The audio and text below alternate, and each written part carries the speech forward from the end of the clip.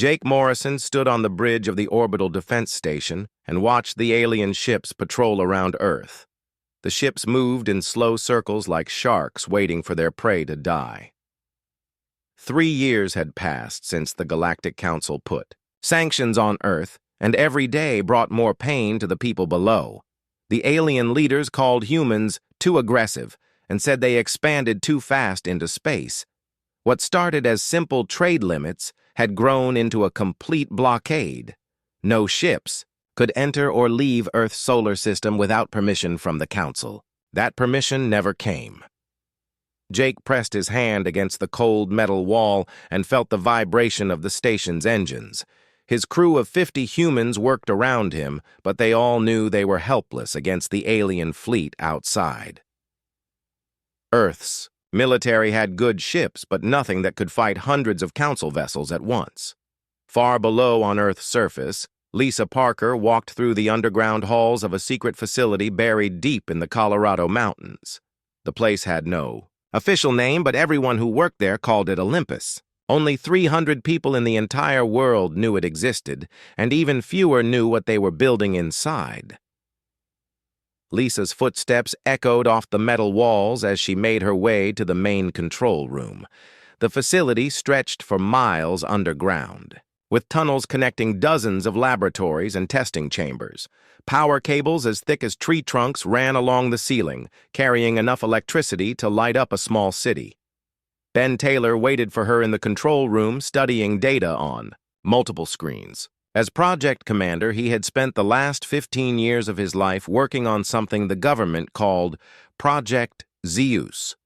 The name came from the ancient Greek god who could throw lightning bolts, but what they had built was far more powerful than any myth. Amy Clark looked up from her computer terminal when Lisa entered the room. The lead scientist had dedicated her entire career to understanding forces that most humans could not even imagine. She had degrees in physics and engineering, but her real education came from studying artifacts that nobody was supposed to know. About this, the artifacts had been found on Mars 25 years ago during the first mining operations on the Red Planet. At first, the Discovery team thought they were just unusual rock formations, but deeper investigation revealed technology that was millions of years advanced beyond anything humans had ever seen. Amy had spent decades trying to understand how the artifacts worked.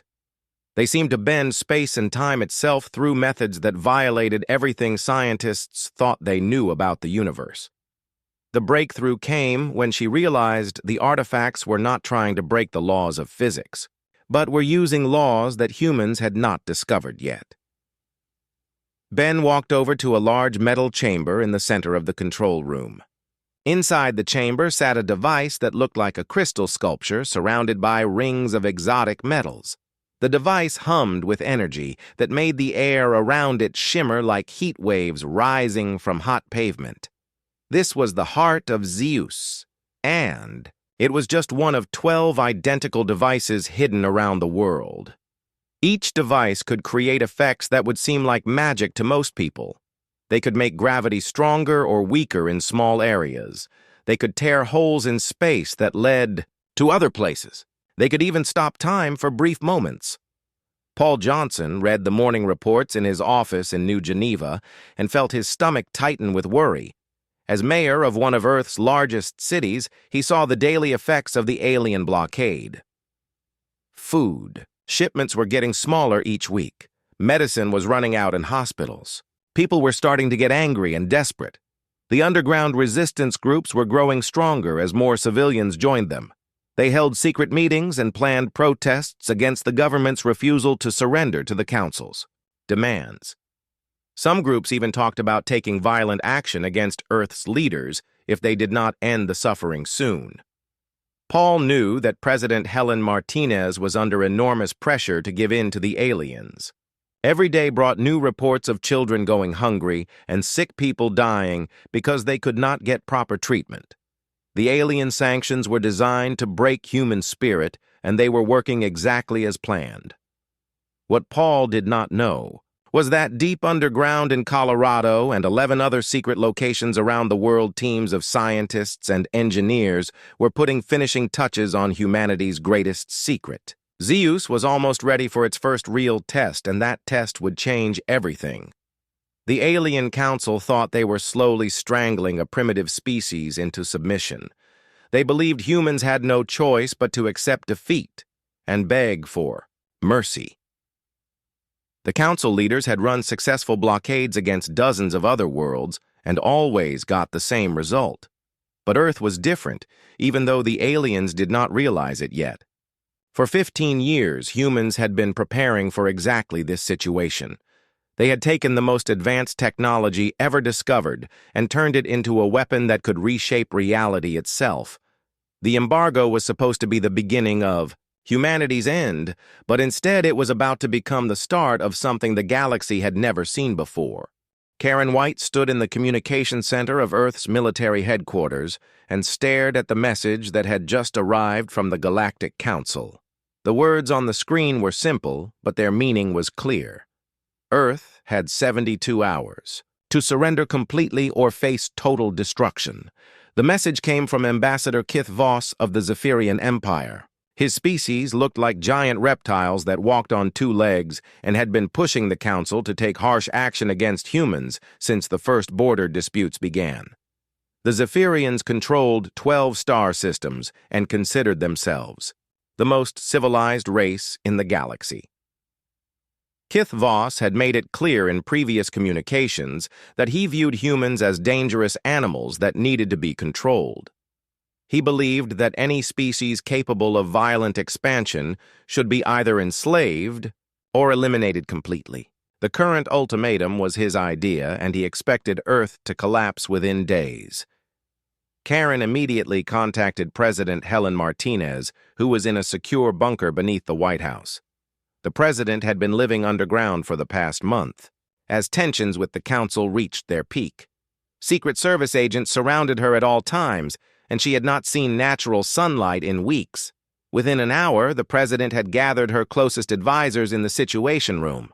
General Steve Adams sat at the long conference table, looking tired and defeated. As chairman of the Joint Chiefs of Staff, he had spent 3 years trying to find a military solution to Earth's problems, but had failed every time. Steve believed that fighting the council was impossible and had been pushing for surrender since the sanctions began. He pointed to intelligence reports showing over 400 alien warships gathering at the edge of Earth's solar system. Each ship was larger and more advanced than anything in Earth's fleet. The enemy vessels carried weapons that could destroy entire cities from orbit.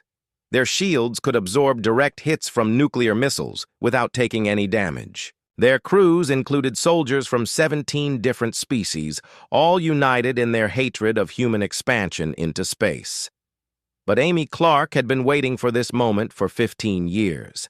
She entered the Situation Room carrying a briefcase that contained files marked with the highest security classifications. Most of the people in the room had never heard of Project ZEUS and had no idea what Earth scientists had been building in secret. Amy opened her briefcase and spread photographs across the table. The images showed the ZEUS installations hidden around the world. Each facility looked like a small research station from the outside, but contained technology that could bend the laws of physics themselves. She explained that ZEUS was not a traditional weapon, but something far more dangerous. The system could create gravity fields strong enough to crush battleships like tin cans.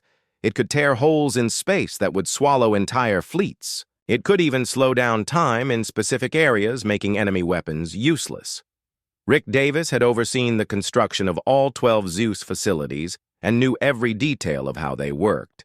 He showed the president blueprints that revealed a network of underground tunnels connecting the installations. Each facility could operate independently, or they could work together to create effects that covered entire solar systems. The technology came from studying the Martian artifacts that most government officials did not even know existed. Scientists had reverse-engineered devices that were millions of years more advanced than human technology. The process had taken decades and cost trillions of dollars, but the results were beyond anything imaginable. Rick explained that each ZEUS installation was powered by a small artificial black hole contained in magnetic fields. The black holes provided unlimited energy and could create gravitational effects that violated everything humans thought they knew about space and time. President Martinez listened to the briefing with growing amazement. She had been told that Earth's only options were surrender or destruction, but now she learned that humanity had been secretly building the most powerful weapons in galactic history. Amy showed her test footage of ZEUS in action. The videos showed massive steel targets being compressed into marble-sized spheres in seconds. Other clips revealed objects simply vanishing as space folded around them. One test had accidentally created a small wormhole that led to a point 50 light-years away. The president faced the most important decision in human history. She could accept the Council's ultimatum and surrender Earth's freedom forever, or she could gamble everything on an untested weapon system that might save humanity, or destroy it completely. Steve Adams argued that using ZEUS was too dangerous and could backfire catastrophically. He worried that the weapon might tear holes in space that could not be closed or create gravity effects that would destroy Earth itself. The technology was so advanced that nobody fully understood all of its capabilities. But Amy Clark pointed out that surrender would definitely lead to humanity's enslavement, while ZEUS at least offered hope for freedom.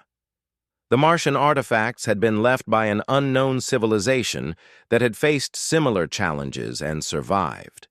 Perhaps they had left the technology specifically to help younger species defend themselves. As the deadline approached, President Martinez made her choice. She authorized the activation of all ZEUS installations and prepared to show the galaxy that humans would not go quietly into slavery. The weapon that had been hidden for 15 years was about to change the balance of power among the stars, forever. The Galactic Council expected Earth to surrender within hours, but instead, they were about to face technology that would make their greatest weapons look like children's toys. Fleet Admiral Tis Cole stood on the bridge of his flagship and watched Earth grow larger on the main screen. Behind him stretched the largest military force the galaxy had ever assembled. Over 300 ships from 17 different species had come to witness humanity's final defeat. The admiral belonged to a race called the Korathians, who had been conquering weaker civilizations for over 1,000 years. His people looked like giant insects with metallic shells and had perfected the art of breaking enemy resistance through overwhelming displays of force. He had personally overseen the subjugation of 12 different worlds. Each ship in his fleet carried enough firepower to destroy a moon. The largest vessels were over 3 kilometers long and protected by energy shields that could deflect any known weapon. The crews included elite soldiers who had trained their entire lives for combat against primitive species like humans. Tis Cole expected the battle to last less than an hour. Intelligence reports showed that Earth's military had fewer than 200 ships, and most of them were small patrol vessels with limited combat capability. Human technology was at least 50 years behind Council standards, and their weapons could barely scratch modern armor plating. Jake Morrison watched the alien armada deploy around Earth from his position on the orbital defense station. The enemy ships moved into standard siege formations that had been used successfully against dozens of other worlds. They positioned their heaviest vessels in a ring around the planet, while smaller ships prepared to eliminate Earth's orbital defenses. Jake had commanded the defense station for 2 years, but had never faced anything like this massive fleet. His crew of 50 humans operated the station's weapons and sensors, but everyone knew they were completely outmatched. The aliens could destroy their position with a single salvo from any of their major warships. What Jake did not know was that Lisa Parker was sitting in the ZEUS control room 3 miles beneath the Colorado mountains, preparing to change the course of galactic history. She had her hand on a red button that would activate the most powerful weapons system ever created. Ben Taylor stood beside her monitoring 12 different screens that showed status reports from ZEUS installations around the world. Each facility was fully charged and ready to fire. The artificial black holes that powered the system were spinning at maximum velocity and generating gravitational fields that bent space itself. Amy Clark worked at her computer terminal, fine-tuning the targeting systems. She had calculated the exact gravitational signatures of every major ship in the alien fleet. ZEUS could lock onto these signatures and create localized space-time distortions that would affect only the targeted vessels. The first target was Admiral Thys Cole's command ship, the Destroyer of Worlds. The massive vessel carried the fleet's primary communication systems and the Admiral's tactical staff. Destroying it would blind the enemy fleet and eliminate their central command structure. Lisa pressed the activation button and watched as energy, readings across all 12 installations, spiked to levels that should have been impossible. The ZEUS network came online and began drawing power from the artificial black holes hidden deep underground. Space around Earth started to ripple with invisible forces. Admiral Thys Cole was studying tactical displays when his ship's gravity sensors began screaming warnings. The readings showed impossible gravitational distortions forming around his vessel, but his science officers insisted their instruments must be malfunctioning. Nothing in the galaxy could create such effects. The Destroyer of Worlds had been built to withstand direct hits from antimatter weapons and planet-killing missiles. Its hull was made from materials harder than diamond, and its shields could absorb the energy output of a small star. The ship had survived battles against the most advanced civilizations in known space. None of that mattered when gravity around the vessel suddenly increased by a factor of 10,000. The massive warship began to collapse in on itself as forces beyond imagination crushed its hull like an empty can. Metal that had been forged in the hearts of dying stars was compressed into a sphere smaller than a marble. Admiral Thys Cole had just enough time to realize that humans had technology far beyond anything the Council possessed before his consciousness was extinguished along with his entire crew. The flagship of the most powerful fleet in galactic history simply ceased to exist. Ben Taylor activated the secondary ZEUS installations and began targeting the other major vessels in the alien formation. Each facility could fire once every 30 seconds, and the effects were always fatal. Ships that had ruled the galaxy for centuries vanished one by one as space folded around them. The cruiser Eternal Victory was stretched apart by tidal forces that pulled its bow and stern in opposite directions. The battleship Galactic Hammer was compressed until its fusion reactors imploded, creating a brief new star. The carrier Starbreaker simply disappeared as a temporary wormhole swallowed it completely. Smaller alien vessels tried to flee, but ZEUS could target multiple ships simultaneously. Some captains ordered their crews to fire everything they had at Earth, but their weapons struck harmless energy shields projected from the ZEUS installations. The shields absorbed antimatter blasts and particle beams like they were gentle rain. Within 10 minutes, the most powerful military force ever assembled had been reduced to scattered debris and panicking survivors. Ships that escaped did so only because Amy Clark deliberately let them go. She wanted witnesses to carry news of humanity's impossible victory back to the Galactic Council. Ambassador Kith Voss watched the massacre from his observation vessel. At the edge of the battle zone, his ship's sensors recorded every impossible moment as human technology demonstrated capabilities that should not have existed. The recordings would reshape galactic politics forever. Rick Davis monitored power levels across the ZEUS network and marveled at how smoothly the system had performed. Years of testing had prepared them for this moment, but seeing the weapon work in actual combat was still amazing. The artificial black holes had operated perfectly, and the gravitational projectors had exceeded all expectations. The alien fleet that had come to conquer Earth was gone, and the galaxy would never be the same. Humanity had revealed that they possessed technology that made every other civilization look primitive by comparison. The species that everyone thought was weak and backward had just demonstrated power beyond imagination. As the last enemy ships fled toward deep space, Amy Clark began shutting down the ZEUS installations. The weapon had worked exactly as designed and proven that humans were far more dangerous than anyone realized. The age of alien dominance was over, and something new was beginning. Ambassador Kith Voss sat in his personal quarters aboard the observation ship and stared at the recording device in his hands.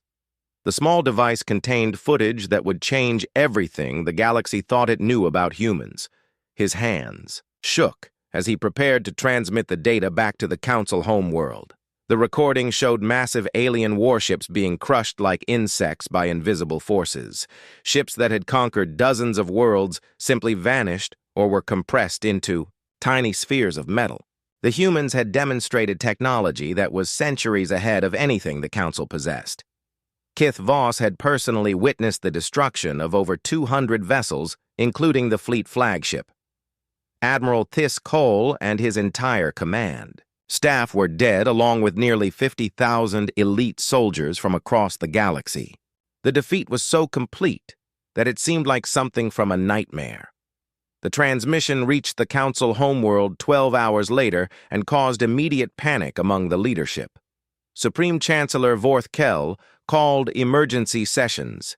As member species demanded explanations for the disaster, many representatives questioned whether they were fighting an enemy they could not possibly defeat. President Helen Martinez stood in the Oval Office, preparing to address both Earth and the galactic community. She had decided to reveal the existence of Project ZEUS and make clear that humanity would no longer accept being treated as inferior. The speech would be broadcast across the galaxy using captured alien communication networks. Helen looked directly into the camera as she began speaking. She explained that Earth had been secretly developing advanced defensive systems for the past 15 years. The technology came from discoveries made during deep space exploration missions that most of the galaxy knew nothing about. She revealed that humans had found evidence of an ancient civilization that had faced similar challenges from aggressive neighbors. This unknown species had left behind technology that could manipulate space and time itself. Human scientists had spent decades learning to understand and replicate these incredible capabilities. The president made it clear that ZEUS was not an offensive weapon, but a defensive system designed to protect Earth and its allies from invasion. However, she warned that any future attacks on human territory would be met with the same overwhelming response that had destroyed the Council fleet. Helen announced that Earth was withdrawing from all treaties with the Galactic Council and would no longer recognize their authority over human affairs. She invited other species that had been oppressed by Council policies to seek protection under Earth's defensive umbrella. The speech sent shockwaves throughout the galaxy as billions of beings realized that the balance of power had shifted overnight. Species that had been forced to submit to Council rule for centuries suddenly saw an opportunity for freedom. Several border systems immediately declared their independence from Council authority. Supreme Chancellor Vorth Kell tried to maintain control as his government faced the worst crisis in its 1,000-year history. Member species were openly questioning Council policies, and some were threatening to withdraw completely. The organization that had ruled the galaxy was falling apart. Steve Adams found himself in the unusual position of coordinating with former enemies as his opposition to using ZEUS proved to be wrong. The weapon had worked perfectly and given humanity a decisive advantage over their oppressors. He began reaching out to resistance groups in Council territory, offering them protection and support. Karen White took command of the newly expanded Earth Defense Fleet as volunteer ships arrived from across the galaxy. Former Council colonies were sending their own vessels to join the human fleet. Within weeks, Earth went from being isolated and blockaded to commanding the largest space navy in known history. Rick Davis worked around the clock to expand the ZEUS network to protect humanity's new allies. Additional installations were being constructed on planets throughout human space and in systems that had declared independence from the Council. The technology that had saved Earth was becoming the foundation of a new galactic order. Amy Clark made another startling discovery while analyzing data from the first battle. The ZEUS installations had performed better than expected and seemed to be learning from their combat experience. The artificial black holes were generating new types of gravitational effects that had never been seen in testing. She realized that the weapon system was evolving and becoming more sophisticated with each use. The Martian artifacts that had inspired the technology might have been designed to adapt and improve automatically. This meant that ZEUS would become even more powerful as time went on. The discovery raised new questions about the ancient civilization that had created the original technology. Amy began to suspect that the artifacts had not been left on Mars by accident, but had been placed there deliberately for humans to find. Perhaps the unknown species had been humanity's ancestors or descendants from the far future. Meanwhile, resistance movements throughout Council space were growing bolder as news of Earth's victory spread. Species that had been enslaved for generations were rising up against their oppressors. The Council military found itself fighting rebellions on dozens of worlds simultaneously. Several major Council members, including the hegemony of Krell and the Thaxian Republic, began secret negotiations with Earth. These powerful civilizations were considering switching sides and joining the growing alliance of free worlds. The Council was losing support from its most important allies. Paul Johnson watched as New Geneva was transformed from a starving city under blockade to a bustling center of interstellar commerce. Ships from across the galaxy were arriving daily, carrying refugees from Council persecution and valuable trade goods. The city's population had doubled in just 2 months. The underground resistance groups that had once planned violent revolution were now helping to coordinate relief efforts for displaced aliens. Former enemies were working together to build a new kind of galactic civilization based on freedom rather than domination. As the first month after the battle ended, it became clear that humanity had not just won a military victory, but had started a revolution that was spreading across the entire galaxy. The species that everyone had considered primitive and aggressive were becoming the champions of liberty and justice among the stars. 6 months had passed since the failed siege of Earth, and the galaxy looked completely different. The Galactic Council that had ruled for over 1,000 years was crumbling as member species abandoned it in growing numbers. Nearly a third of all Council worlds had declared independence and sought protection from the new Terran Commonwealth. Jake Morrison now commanded the Earth Defense Fleet from the bridge of humanity's newest flagship, the Liberty's Dawn. His responsibilities had grown from protecting a single orbital station to coordinating the defense of over 50 star systems. Refugee ships arrived daily, carrying beings who had escaped Council persecution. The refugee situation was massive but manageable thanks to ZEUS technology. Amy Clark had discovered that the gravitational manipulation systems could be used for peaceful purposes, including terraforming dead worlds and creating artificial gravity wells for space habitats. Uninhabitable planets were being transformed into garden worlds in a matter of weeks. President Helen Martinez had established the Terran Commonwealth as a voluntary alliance that welcomed any species willing to embrace principles of freedom and self-determination. Unlike the authoritarian Council, membership was based on shared values rather than conquest or coercion. Each member world retained full control over its internal affairs. The Commonwealth Constitution guaranteed basic rights for all sentient beings, including freedom of speech, movement, and religion. These concepts were revolutionary for many species that had lived under Council rule for generations. Former slaves were experiencing democracy and individual liberty for the first time in their lives. Lisa Parker oversaw the construction of new ZEUS installations throughout Commonwealth space, from her expanded facility in Colorado. The network now included over 60 installations protecting hundreds of worlds. Each facility was staffed by mixed crews of humans and allied species working together to master the ancient technology. The ZEUS installations served multiple purposes beyond defense. They provided unlimited clean energy to their host worlds and could create stable wormholes for faster-than-light travel.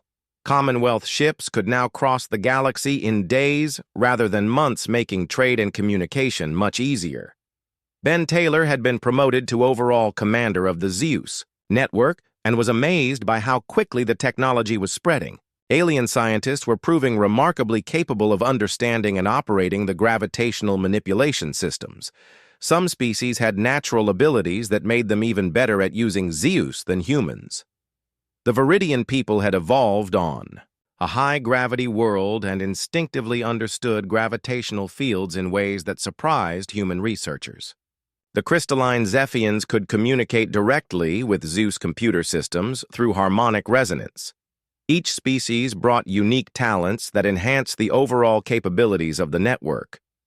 Rick Davis was leading the most ambitious project. In Commonwealth history, the construction of a massive ZEUS installation at the galactic core. This facility would be able to project defensive fields across entire sectors of space and could serve as the ultimate deterrent against large-scale invasions.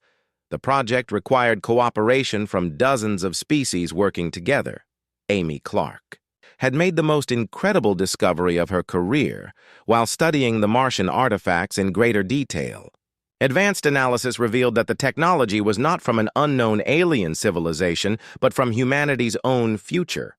The artifacts contained genetic markers that matched human DNA exactly. The implications were staggering.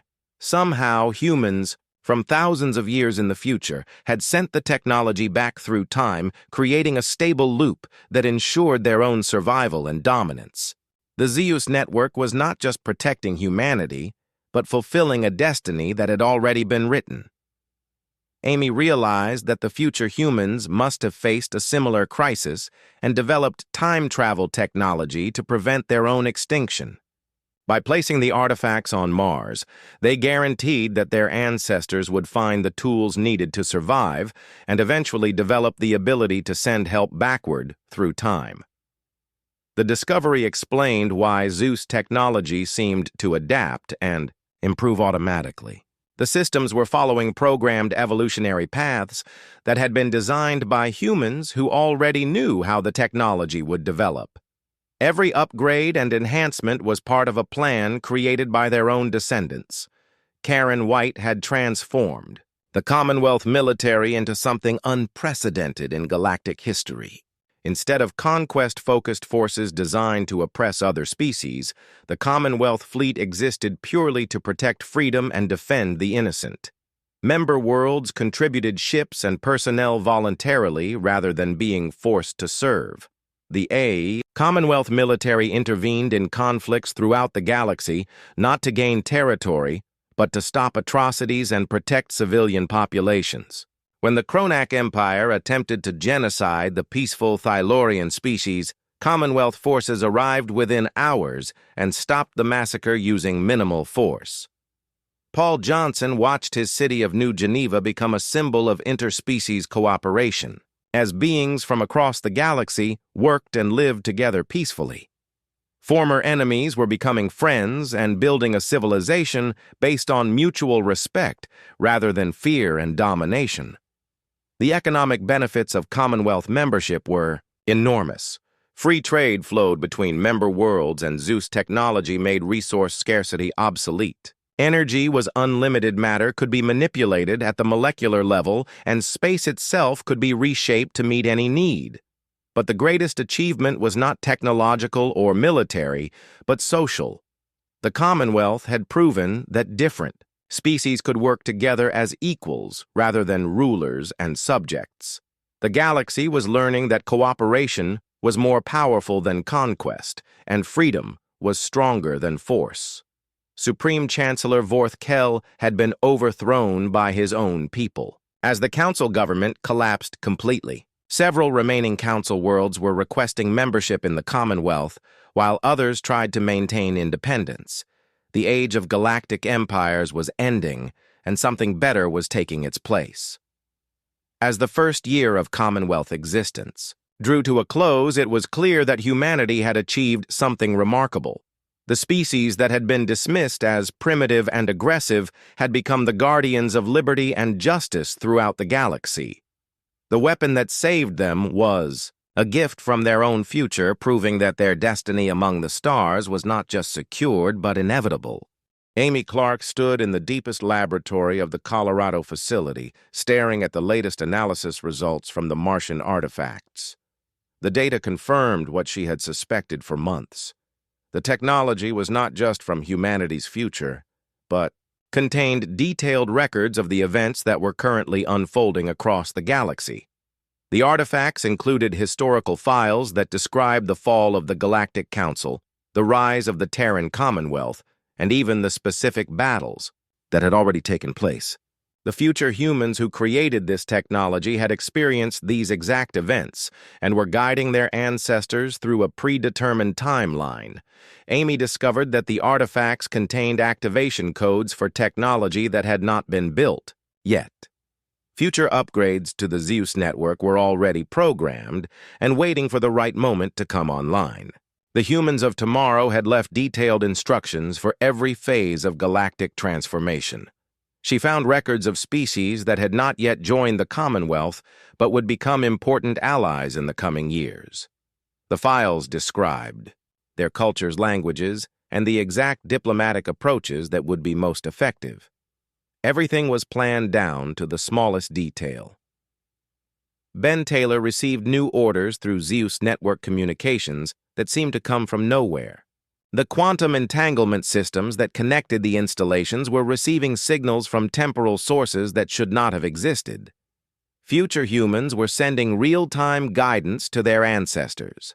The instructions were always subtle and seemed like logical next steps rather than commands from the future. New installation sites were recommended. Defensive positions were suggested. Diplomatic contacts were proposed. Each message appeared to be routine planning but actually came from people who already knew the outcomes. Ben realized that the Commonwealth was not just protected by advanced technology, but was being guided by future intelligence that knew every threat before it emerged. The humans of tomorrow were actively managing the timeline to ensure their own existence. Lisa Parker received a priority message from the ZEUS network indicating that a major threat was approaching from the galactic rim. Long-range sensors had detected a massive alien fleet unlike anything in Council records. The unknown ships were moving toward Commonwealth space with obvious hostile intent. The fleet belonged to a species called the Devourers, who had been conquering galaxies for millions of years. They consumed entire civilizations and converted the matter into new ships and weapons. No known force had ever successfully resisted their expansion. Lisa immediately activated emergency protocols and began preparing the ZEUS network for its greatest test. The Devourers commanded technology that made the Council fleet look primitive. Their ships could absorb energy weapons and regenerate damage automatically. They had destroyed civilizations far more advanced than anything in the current galaxy, but the temporal records indicated that humanity was ready for this challenge. The future files contained detailed specifications for ZEUS upgrades that could counter Devourer technology. The installations began automatically implementing improvements that had been programmed decades in advance. Jake Morrison coordinated. The evacuation of border worlds as Commonwealth scouts confirmed the approaching threat. The Devourer fleet included over 2,000 ships each, larger than anything humans had ever seen. Some vessels were the size of small moons and carried populations of warrior drones in the billions. The Commonwealth military began mobilizing for the largest battle in galactic history. Every available ship was recalled to defend the core worlds, while civilian populations were moved to protected areas. The ZEUS network charged to maximum power levels that exceeded all previous operations.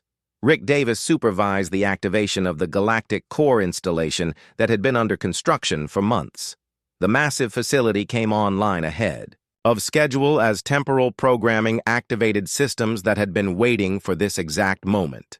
The installation immediately began generating gravitational fields on a scale never before achieved. President Helen Martinez addressed the Commonwealth in what many believed would be her final speech. She acknowledged the approaching threat, but expressed complete confidence in humanity's ability to protect their allies. The technology that had saved them before would prove equal to any challenge. Karen White positioned the Commonwealth fleet in defensive formations around key star systems. Her ships included vessels from over 30 different species, all united in their determination to resist the Devourers. The multi-species crews had trained together for months and operated as a single coordinated force. The Devourer advanced scouts reached Commonwealth space and immediately attacked the outer colonies.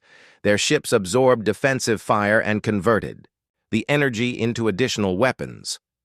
Traditional tactics were useless against enemies that could adapt to any form of attack. But ZEUS installations responded with gravitational effects that the Devourers had never encountered. Their ships were designed to consume matter and energy, but could not adapt to having space itself twisted around them. The first Devourer vessels to enter Commonwealth territory were crushed by impossible tidal forces. Amy Clark monitored the battle from the command center and watched as the temporal guidance system provided real-time tactical updates. The future humans were directing the defense with perfect knowledge of enemy capabilities and weaknesses. Every ZEUS firing solution was precisely calculated for maximum effectiveness. The Devourers attempted to overwhelm the defenses with sheer numbers, but found themselves facing technology that seemed to predict their every move. Gravitational traps were positioned exactly where their ships would emerge from hyperspace.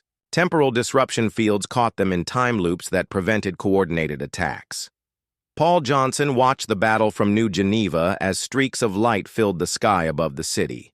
The Commonwealth was fighting for the survival of not just humanity, but every free species in the galaxy. If the Devourers won here, they would consume everything and everyone in known space. The tide of battle turned when Amy Clark activated the final temporal protocols hidden in the artifacts. The ZEUS network established a connection across time itself, allowing the past and future to work together directly. The Commonwealth was no longer just guided by future knowledge, but supported by future power. As the last Devourer ships retreated into deep space, it became clear that humanity had achieved something unprecedented. They had defeated an enemy that had conquered entire galaxies. The species from Earth had become the ultimate protectors of civilization itself, drawing strength from their own infinite future.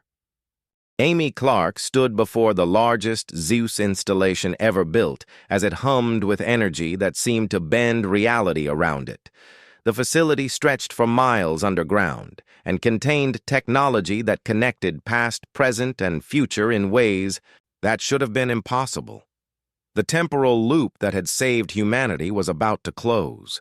After defeating the Devourers, Amy had spent months analyzing the complete temporal records hidden in the Martian artifacts.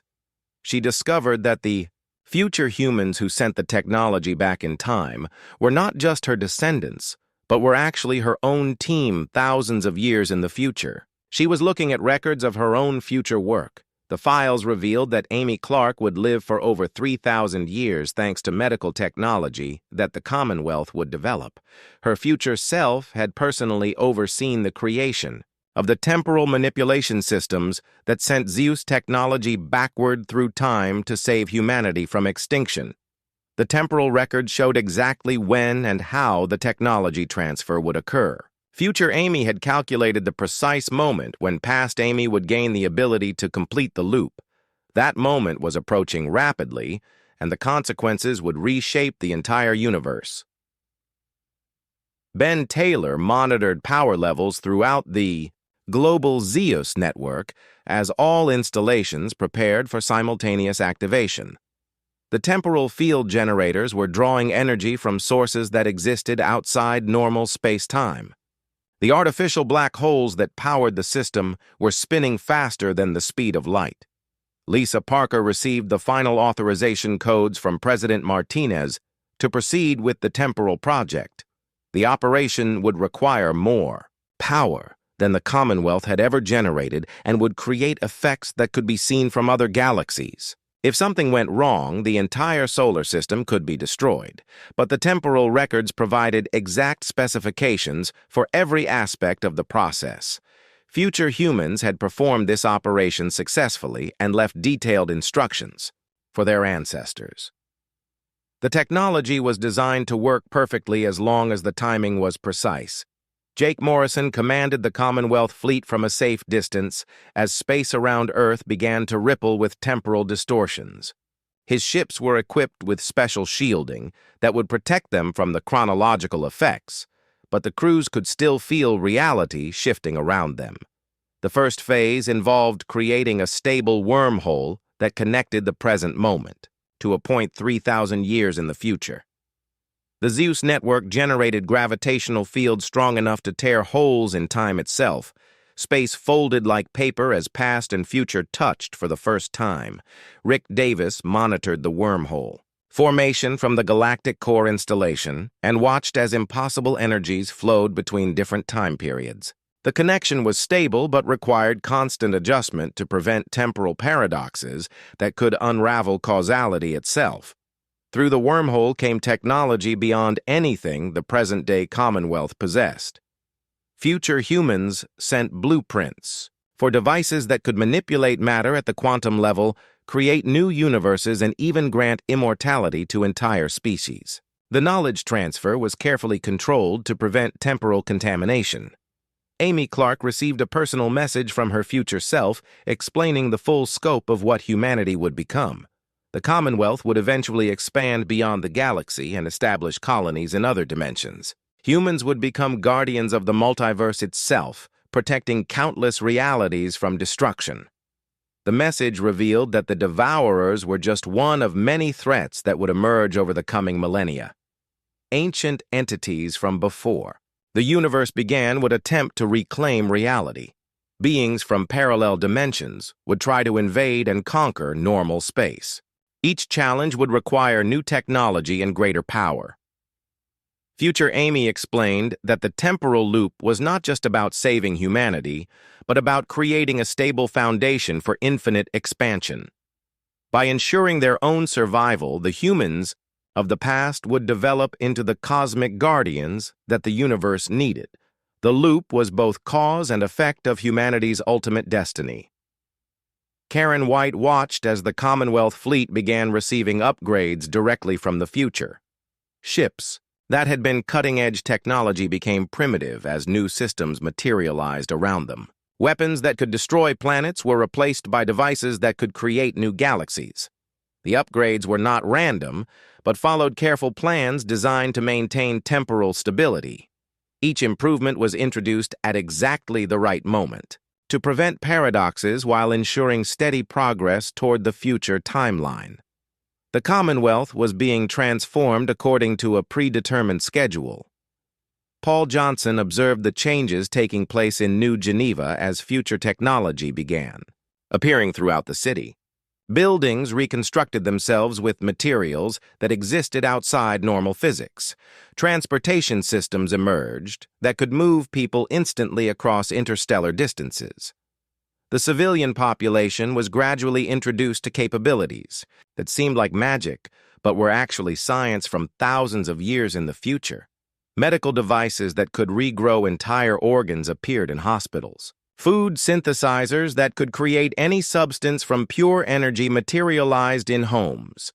President Martinez addressed the Commonwealth as humanity entered a new phase of existence. She explained that the temporal loop would soon close, but the connection to the future would remain permanent. Past and future would work together to guide human expansion across infinite realities. The final phase involved creating a stable temporal anchor that would maintain the connection between all time periods. Amy Clark activated the master control system and watched as the ZEUS network synchronized across past, present, and future simultaneously. The loop closed with perfect precision. As the operation completed, Amy realized that she was no longer just a scientist from the 21st century, but a temporal guardian connected to every version of herself across thousands of years. Her future knowledge was now accessible along with the wisdom of countless alternate timelines. The Commonwealth had become something unprecedented in cosmic history, a civilization that existed across all time periods, simultaneously guided by perfect knowledge of past and future. Humanity had transcended normal existence and become eternal protectors of reality itself. The species that had once faced extinction from alien sanctions now stood as guardians of the universe. The temporal loop that saved them had created an infinite cycle of growth and protection that would ensure the survival of all life across every possible timeline. The future was not just secure, but infinite. 5 years had passed since the temporal loop closed, and the Commonwealth had transformed into something that previous generations could never have imagined. Amy Clark stood in her laboratory that now existed simultaneously across multiple time, periods, and dimensions. She could access knowledge from any point in humanity's past or future with a simple thought. The ZEUS network had evolved beyond a defensive weapon system into a cosmic infrastructure that maintained stability across the entire universe. The installations were no longer confined to planets, but existed as floating cities in space between dimensions and in pocket universes created specifically for scientific research. Amy had discovered that the temporal loop was just the beginning of humanity's true destiny. The future records revealed that humans would eventually become responsible for maintaining the fundamental laws of physics across all realities. They would ensure that time flowed correctly, space remained stable, and that causality was preserved throughout the multiverse. Ben Taylor now commanded a force that existed outside normal space-time and could respond to threats anywhere in the universe instantly. His crews included humans from different time periods working alongside beings from alternate dimensions. The concept of linear time had become obsolete for Commonwealth forces. The Commonwealth had received its first contact from entities that existed before the universe began. These ancient beings, called the Primordials, had created reality itself, but had become corrupted over billions of years. They now sought to unmake creation and return everything to the void that existed before time and space. Lisa Parker coordinated the defense of reality from a command center that spanned multiple galaxies. The primordial threat was unlike anything humanity had faced because these entities could attack the fundamental structure of existence itself. They could make gravity stop working, erase the concept of matter, or cause time to flow backward. But the Commonwealth was ready for challenges that transcended normal physics. The ZEUS network had been expanded to include installations that existed in the spaces between realities. These facilities could reinforce the basic laws of nature and prevent the primordials from unmaking existence. Jake Morrison led the exploration of alternate universes where different versions of humanity faced their own unique challenges. Some realities had humans who never developed space travel. Others had humans who had become purely digital beings. Each universe offered new knowledge and different approaches to cosmic problems. The Commonwealth had established contact with alternate versions of itself and created an alliance that spanned infinite realities. When one universe faced a threat that it could not handle alone, other versions of humanity would provide assistance. The multiverse had become a cooperative network of human civilizations. Rick Davis supervised the construction of installations that existed in the fundamental dimensions underlying reality. These facilities were built into the quantum foam that formed the foundation of existence itself. They could repair damage to the universe at the most basic level and ensure that reality remained stable. The technology required for such construction came from humans who had evolved millions of years beyond the current Commonwealth. These far future descendants had transcended physical existence entirely and had become pure consciousness that could manipulate reality through thought alone. President Martinez had been succeeded by a council that included representatives from every time period and dimension in human history. The government of the Commonwealth now included people from the past, present, and future, all working together to guide humanity's development across infinite realities. Karen White commanded fleets that could travel between universes as easily as moving between planets. Her ships were crewed by beings from hundreds of different realities, including humans who had evolved into energy beings, robots who had gained consciousness, and artificial intelligences that had developed souls. The Commonwealth military had evolved beyond the concept of warfare as traditionally understood.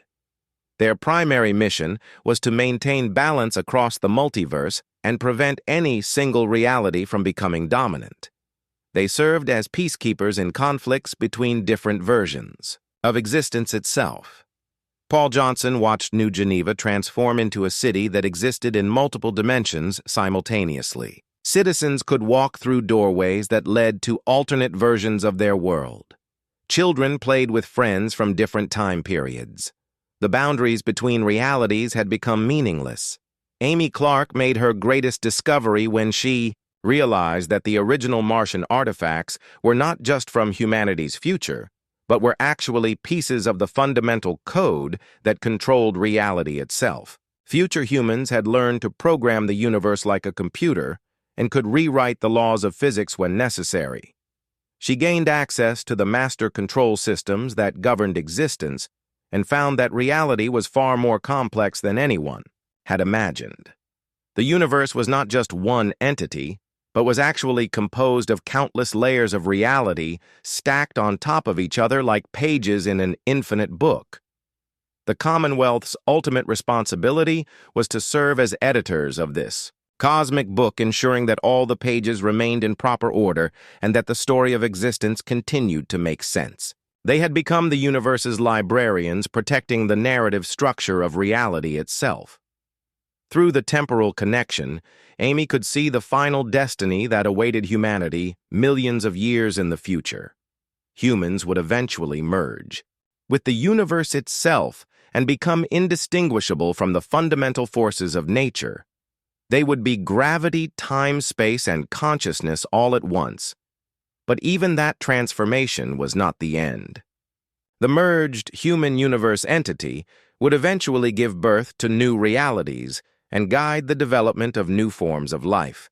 The cycle would continue forever, with each generation becoming the guardians for the next, creating an eternal chain of protection and growth. As Amy looked out at the infinite expanse of realities that humanity now protected, she understood that the original alien sanctions had been the smallest possible beginning to the greatest possible story. The species that had once faced extinction had become the eternal guardians of all existence, ensuring that life, consciousness, and hope would survive across every possible timeline forever. The Commonwealth had achieved true immortality, not just for humanity, but for the concept of existence itself. They had become the universe's immune system, protecting reality from threats that could emerge from any time, period, or dimension. The future was not just infinite, but eternally secure.